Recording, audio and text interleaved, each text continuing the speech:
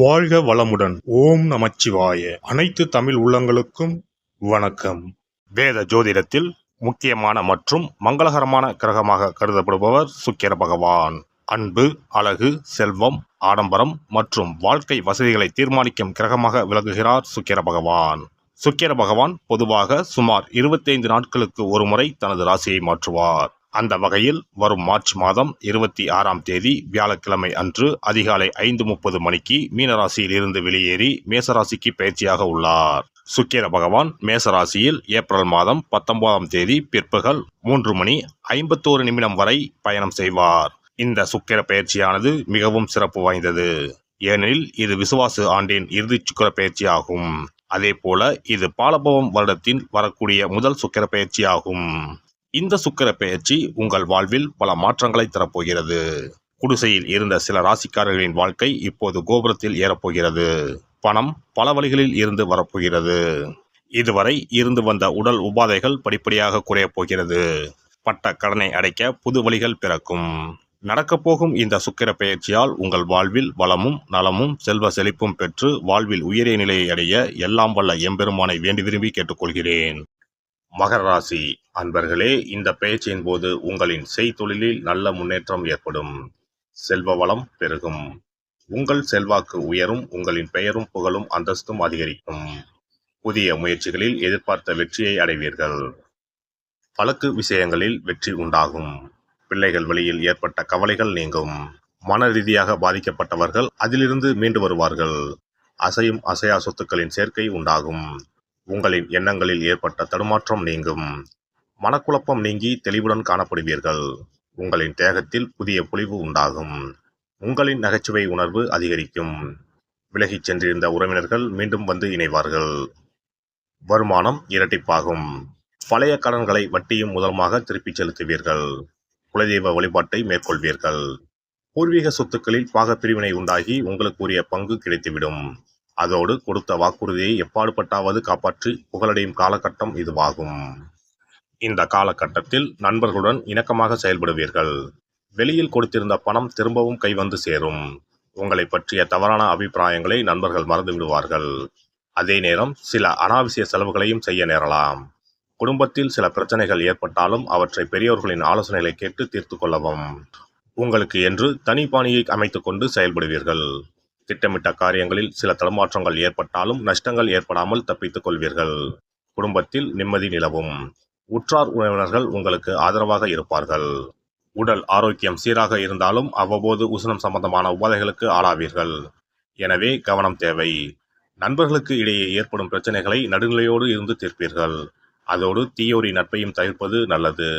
இதனால் தேவையற்ற சூழ்நிலைகளையும் தவிர்க்கலாம். இந்த காலகட்டத்தில் எவருக்கும் வாக்கு கொடுக்க வேண்டாம். உங்களின் பெயரில் பணம் வாங்கி தரவும் வேண்டாம். உத்தியோகஸ்தர்களுக்கு அலுவலக பணிகள் அனைத்தும் வெற்றிகரமாக முடியும். எதிர்வரும் இடையூறுகளை சாதுரியத்துடன் சமாளிப்பீர்கள். உங்களிடம் மேலதிகாரிகள் நட்புடன் நடந்து கொள்வார்கள்.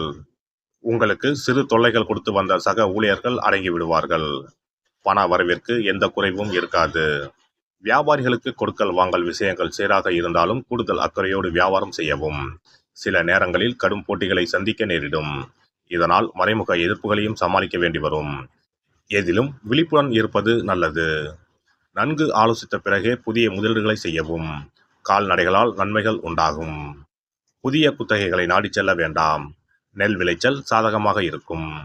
அரசியல்வாதிகள் தொண்டர்களின் ஆதரவுடன் செயற்கரிய செயல்களை செய்வீர்கள். பெண்மணிகளுக்கு கணவரிடம் அன்பு பாசம் அதிகரிக்கும். உறவினர்கள் உங்களை அனுசரித்து நடந்து கொள்வார்கள்.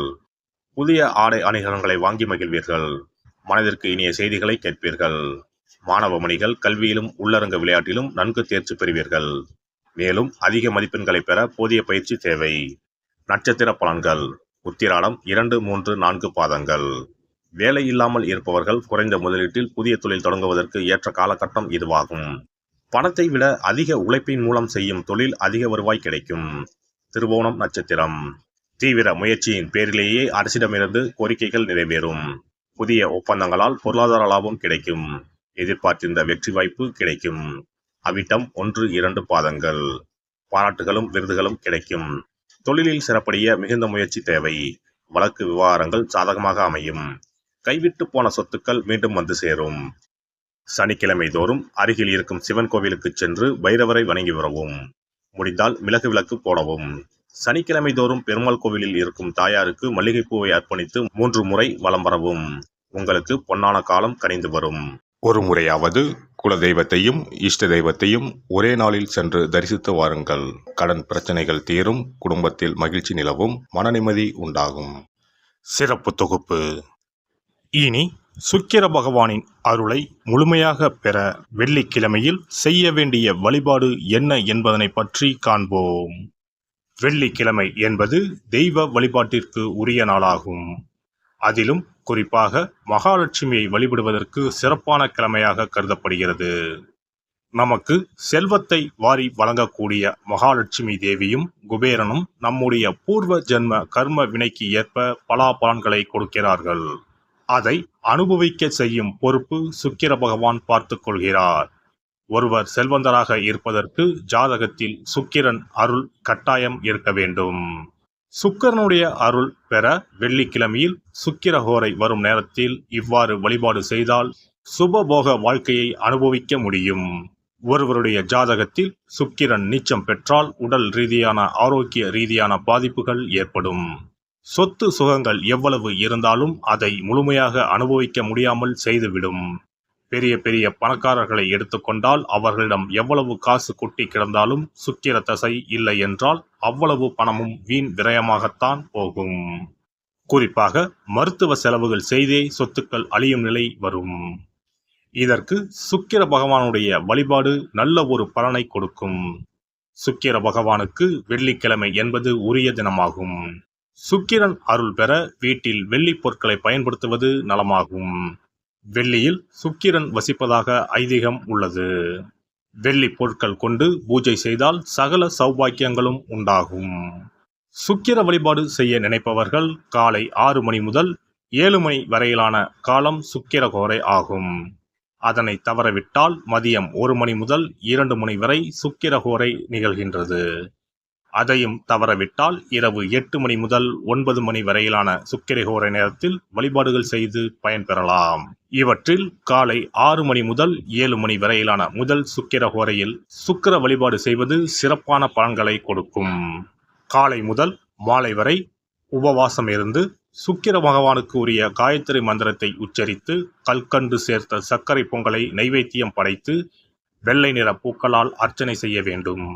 சுக்கிர தசை நடப்பவர்களும் சுக்கிரன் நீச்சம் பெற்ற ஜாதகக்காரர்களும் இந்த வழிபாடு செய்வது சிறப்பான பலன்களை கொடுக்கும்.